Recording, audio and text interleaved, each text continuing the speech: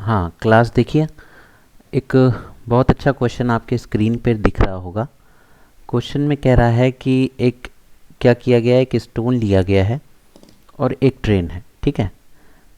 तो ट्रेन की विंडो के अंदर, मतलब ट्रेन के अंदर बैठ करके किसी व्यक्ति ने स्टोन को क्या कर दिया गया है, ड्रॉप कर दिया गया है। पहला हमें पॉइंट इसको निकालना है कि एक स्टोन है जिसका मास है 0.1 kg को का, ठीक है। उसको एक स्टेशनरी ट्रेन, स्टेशनरी का मतलब क्या होता है, रुकी हुई, क्या होता है, रुकी हुई ट्रेन, यानी खड़ी एक ट्रेन है, उसकी खिड़की से बस ड्रॉप कर दिया गया है।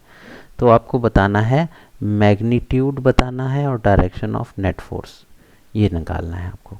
एफ की वैल्यू निकालनी है, मास आपको दे रखा है और ऑब्जेक्ट कैसा है, उसको बिल्कुल ड्रॉप कर दिया गया है एक रुकी हुई ट्रेन से। तो अब आप बताइए क्या क्या कंडीशन होती है इसके लिए। हम देखें, मास दे रखा है हमें, कितना है, 0.1 kg, ठीक है। और कह रहा है ट्रेन रुकी हुई है, नेट फोर्स हमें निकालना है। तो क्या कंडीशन होती है, जब किसी भी चीज़ को ड्रॉप कर दिया जाता है, एक शब्द है ड्रॉप, जब ड्रॉप कर दिया जाता है इसका मतलब उसको फेंका नहीं गया है, कोई एक्सेलरेशन नहीं दिया गया है, बल्कि वो बस ड्रॉप कर दिया गया है, ऊपर से लेकर के छोड़ दिया गया है। जब आप छोड़ेंगे, जैसे ये वो चीज़ है, अब इस चीज़ को अगर आप छोड़ देंगे तो वो कहाँ जाएगी, अपने आप नीचे की तरफ जाएगी, ठीक, अपने वेट की वजह से नीचे की तरफ जाएगी। वेट का फॉर्मूला क्या होता है, mg होता है, यानी वेट एक प्रकार का फोर्स होता है। ये फोर्स इस ऑब्जेक्ट पे लगने लगेगा अपने आप, बस उसको अगर आपने ड्रॉप किया है तो उसका पूरा पूरा फोर्स किसके बराबर हो जाएगा, mg के बराबर हो जाएगा, ठीक। तो यहाँ पे अगर हम देखें F equals to m into G, drop के लिए mg लगेगा, तो F की वैल्यू हो जाएगी 0.1 और G कितना दे रखा है, 10 metre per second square, G की वैल्यू 10 हो गई। तो F की वैल्यू कितनी आ जाएगी, 0.1 में 10 का मल्टीप्लाई करेंगे तो 1 न्यूटन। तो ये वो फोर्स है जो फोर्स हमें मिलेगा जब ऑब्जेक्ट को क्या कर दिया गया है, जब उस स्टोन के टुकड़े को किसी ट्रेन की खिड़की से जस्ट ड्रॉप कर दिया गया है। तो ये रहेगा वो। अब इसकी कह रहा है मैग्नीट्यूड तो निकला है 1 न्यूटन, डायरेक्शन ऑफ फोर्स क्या निकलेगा, तो जब स्टोन को हम ऊपर से ड्रॉप करेंगे तो इसमें एक्सेलरेशन ड्यू टू ग्रेविटी के कांटेक्ट में आया। एक्सेलरेशन ड्यू टू ग्रेविटी क्या करती है, ऑब्जेक्ट के वेट को हमेशा नीचे की तरफ लगाती है, यानी जो वेट डाउनवर्ड्स होगा वही तो ये भी होगा जब हमने ड्रॉप किया है। तो इसकी डायरेक्शन क्या आ जाएगी, डाउनवर्ड डायरेक्शन, ठीक। तो ये हो गया उसका डायरेक्शन और ये हो गया उसका मैग्नीट्यूड इस सवाल का। नाउ अब नेक्स्ट पार्ट की तरफ चलते हैं हम लोग। नेक्स्ट पार्ट क्वेश्चन के का कह रहा है कि उस स्टोन को ड्रॉप किया गया विंडो से of a train running at constant velocity of 36 kilometre per hour. अब इस ट्रेन जो है 36 किलोमीटर पर आवर की रफ्तार से जो है मूव कर रही है। तो इसको निकालने के लिए क्या करेंगे, देखिए जब ट्रेन कांस्टेंट वेलोसिटी से मूव करती है, ध्यान रहे इसको कहते हैं कांस्टेंट वेलोसिटी, ठीक। तो उसका एक्सेलरेशन क्या हो जाता है, zero.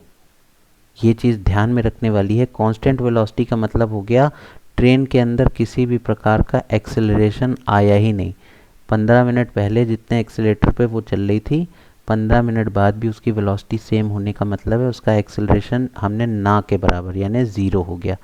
Acceleration 0 metre per second square हो गया। कांस्टेंट वेलोसिटी जब भी देखिए तो समझ जाइए आपने v और u का जो चेंज है, समय तो हो रहा है लेकिन v और u के चेंज की वैल्यू कुछ हुई नहीं, यानी एक्सेलरेशन क्या हो जाएगा, ज़ीरो हो जाएगा, ठीक।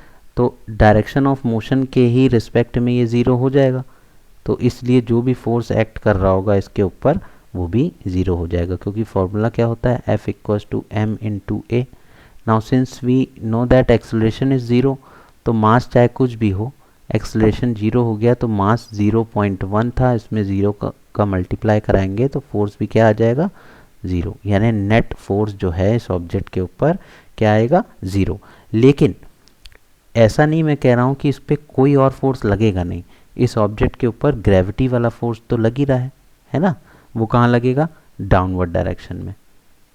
ग्रेविटेशनल फोर्स इसमें फिर भी लगेगा, दो इसमें किसी प्रकार का एक्सटर्नल फोर्स नहीं लगेगा, लेकिन फिर भी इसके ऊपर फोर्स ऑफ ग्रेविटी लगेगा, वो जो ऊपर हम लोगों का आया था F इक्वल्स टू 1 न्यूटन, और ये जो फोर्स था इसमें अभी भी लग रहा होगा, जो कहाँ लग रहा होगा, डाउनवर्ड डायरेक्शन में। तो इस वाली प्रॉब्लम में आपने दो चीज़ें देख ली कि सबसे पहली बात ड्रॉप किया गया था और वेलोसिटी कांस्टेंट थी, यानी एक्सेलरेशन जीरो हो गया, तो एफ की वैल्यू कितनी आ गई इसको देखते हुए, ज़ीरो। बट इसका मतलब ये नहीं है कि उस स्टोन के ऊपर कोई और फोर्स लग ही नहीं रहा होगा, वो कंटिन्यू हो रहा होगा उसके ऊपर एक ग्रेविटेशनल पुल जो कि अर्थ के द्वारा हो रहा होगा, और इसकी वैल्यू कितनी हो जाएगी, एम इंटू ये हम लोग ने जो एम इंटू जी लगाई थी ना, तो 1 न्यूटन ये हो गया हमारा।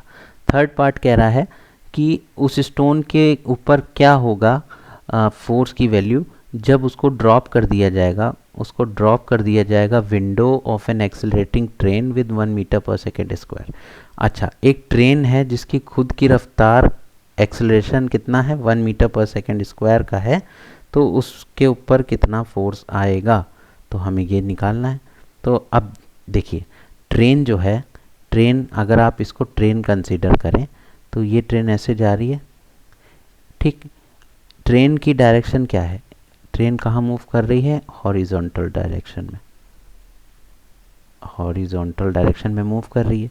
तो जाहिर सी बात है इसके ऊपर अगर कोई फोर्स लग रहा होगा तो वो एक, तो पहली बात तो हम निकाल लें 1 मीटर पर सेकेंड स्क्वायर की वजह से इसके ऊपर फोर्स आएगा कितना, ठीक। वो कैसे कैलकुलेट करेंगे, फॉर्मूला लगाएं F equals to m into a वाला। यहाँ पे मास की वैल्यू कितनी दे रखी थी हमको, मास दे रखा था 0.1, ठीक। और एक्सेलरेशन कितना कह रहा है, 1 मीटर पर सेकेंड स्क्वायर, यानी फोर्स कितना हो गया 0.1 into 1 is equals to 0.1 newton. ये वो फोर्स है जो कि इस समय उस स्टोन के ऊपर लग रहा होगा जब ट्रेन कितनी एक्सेलरेशन से भाग रही है, 1 मीटर पर सेकेंड स्क्वायर के, ठीक है।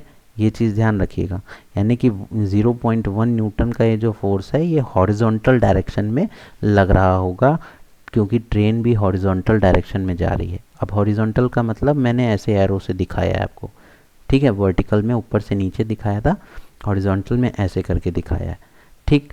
अब जब स्टोन को ड्रॉप किया गया उस समय पे स्टोन क्या था, स्टोन में हवा भी लग रही थी बाहर से, ठीक है। तो हम लोगों को क्योंकि ये कह दिया है कि आपको रेजिस्टेंस को थ्रू आउट निगलेक्ट करना है, नीचे वाले पॉइंट में देखिए कह रहा है कि एयर का रेजिस्टेंस वगैरह आपको लेके नहीं चलना है, यानी कि जब स्टोन ऊपर से गिराया है आपने एक चलती ट्रेन में, तो आपको खिड़कियों से आ रही हवा या ड्रॉप करते समय ऊपर से नीचे गिरते समय जो हवा का जो फ्रिक्शन लग रहा होगा वो सब चीज़ें आपको इग्नोर कर देनी है। पर फिर भी इसमें हम देखेंगे कि 0.1 न्यूटन का फोर्स हॉरिजॉन्टली लग रहा है, और जब ट्रेन में से उस स्टोन को नीचे गिराया गया होगा तो उसका वेट हमेशा कहाँ लग रहा होगा, डाउनवर्ड डायरेक्शन में। यानी कि उस स्टोन के ऊपर दो प्रकार के फोर्स काम कर रहे होंगे, एक तो हॉरिजॉन्टल फोर्स जिसकी वैल्यू हमने 0.1 न्यूटन निकाल ली है, और एक डाउनवर्ड डायरेक्शन में उसका फोर्स mg। इतनी बात समझ में आ गई, ठीक। तो ऐसे ही आप सवाल को करेंगे, और mg की वैल्यू कितनी अभी आई थी हमारी, mg की वैल्यू 1 न्यूटन की आई थी, यानी कि 1 न्यूटन का फोर्स डाउनवर्ड डायरेक्शन में और 0.1 न्यूटन का फोर्स हॉरिजॉन्टल डायरेक्शन में लग रहा होगा। Now we have the fourth part of the question. Lying on the floor of a train which is accelerating with 1 meter per second square, the stone is at rest relative to the train. Neglect the air resistance throughout. अब इसका क्या मतलब है, देखिए जब object जो है, stone कहाँ पे है, ये बात ध्यान दीजिएगा, स्टोन आपकी कहाँ पे है, स्टोन रेस्ट पे है। अब इसका क्या मतलब होता है, स्टोन रेस्ट का मतलब होता है स्टोन को बिल्कुल भी छेड़ा नहीं गया है, ठीक है। इसका मतलब है उस ब्लॉक के ऊपर या उस स्टोन के ऊपर जो नेट फोर्स मतलब एक्ट कर रहा था वो वर्टिकल डायरेक्शन में कितना था, 0 था, ठीक है। तो अब हम फ्लोर का नॉर्मल रिएक्शन निकाल लेंगे, तो एक्सेलरेशन जो ब्लॉक का है वो क्या होगा, वही एक्सेलरेशन होगा ब्लॉक का, क्योंकि कह रहा है अगर देखिए ये चीज़ ध्यान दीजिए, ये ट्रेन है और इस ट्रेन की फॉर एग्जांपल यहाँ पे ये स्टोन रखा हुआ है, मान लो अगर ये रखा हुआ है एकदम या हैंग कर रहा है, तो आप बताइए, अगर ट्रेन की रफ्तार ये है, ठीक, तो देखा जाए तो स्टोन की रफ्तार भी यही होगी जो ट्रेन की है। अगर हम लोग ट्रेन से उतर करके देखें तो स्टोन की रफ्तार और ट्रेन की रफ्तार क्या होगी, सेम होगी। लेकिन अगर हम ट्रेन के अंदर बैठ करके देखें, ठीक, अगर हम ट्रेन के अंदर बैठ के देखें तो हमें ये ट्रेन भी क्या लगेगी, स्टॉप लगेगी, है ना। ट्रेन भी रुकी हुई लगेगी और उसके अंदर रखा हुआ स्टोन भी हमें क्या लगेगा, स्टॉप्ड लगेगा। स्टॉप्ड मतलब रुका हुआ लगेगा। यानी कि हम रिलेटिव मोशन की बात कर रहे हैं कि जब ऑब्जेक्ट किसी एक ही रेफरेंस फ्रेम में होता है तो वो क्या फील करने लगता है, कोई भी एक्सटर्नल फोर्स फील नहीं करता है, और जिसकी वजह से उसका एक्सेलरेशन या वेलोसिटी भी क्या बनी रहती है, ये वो बनी रहती है, ज़ीरो बनी रहती है। लेकिन इस केस में हॉरिजॉन्टल मोशन ट्रेन का कितना है, acceleration of train equals to given 1 metre per second square. तो नेट फोर्स ट्रेन का क्या हो जाएगा, F equals to m into a लगा दें, F equals to m into a, यानी मास कितना दे रखा है ऑब्जेक्ट का, 0.1 into 1, that is equals to 0.1 newton. ये फोर्स जो लग रहा होगा ये वो फोर्स होगा जो इस स्टोन पर या उस ऑब्जेक्ट के ऊपर लग रहा होगा ड्यू टू ट्रेन, ठीक है। और ट्रेन किस जगह जा रही, कैसे मूव कर रही है, हॉरिजॉन्टली मूव कर रही है। तो ये हो गया साहब हमारा आंसर, यानी कि 0.1 न्यूटन ही फोर्स आएगा जब ऑब्जेक्ट जो है मूव कर रहा होगा ट्रेन के रिस्पेक्ट में, ठीक है। बाकी हमने कोई चीज़ ऐसी आपको हाई फाई नहीं बताई है जो कि आपको बहुत प्रॉब्लम हो। सिंपल सी एक चीज़ इसमें लॉजिक लगा है कि वर्टिकल डायरेक्शन की वजह से ब्लॉक के ऊपर वर्टिकल डायरेक्शन क्या था, कोई था ही नहीं, और अगर होता तो उसको बैलेंस कौन कर लेता, उसका वेट कर लेता, ठीक है। नॉर्मल रिएक्शन जिसको कहते हैं, जैसे ये कोई ऑब्जेक्ट होता, इसका वेट अगर mg नीचे लग रहा होता तो इस mg को बैलेंस कौन करता, नॉर्मल रिएक्शन r करता, तो ये हो जाता बैलेंस। उसी तरह वो स्टोन को भी बैलेंस कौन करता, या इस पूरी ट्रेन को बैलेंस कौन करता, नॉर्मल रिएक्शन r, अगर रुकी हुई होती। और ये ट्रेन चूँकि मूव कर रही है तो हॉरिजॉन्टल मूवमेंट की वजह से इसके ऊपर एक हॉरिजॉन्टल फोर्स लगना शुरू हो जाएगा, और जिसका एक्सेलरेशन दे रखा है ट्रेन का, तो ट्रेन का ही एक्सेलरेशन उस ब्लॉक का, उस स्टोन का भी हो जाएगा। तो स्टोन का एक्सेलरेशन कितना हो जाएगा, 0.1 इंटू 1, तो इसकी वैल्यू आ गई 1 न्यूटन, 0.1 न्यूटन।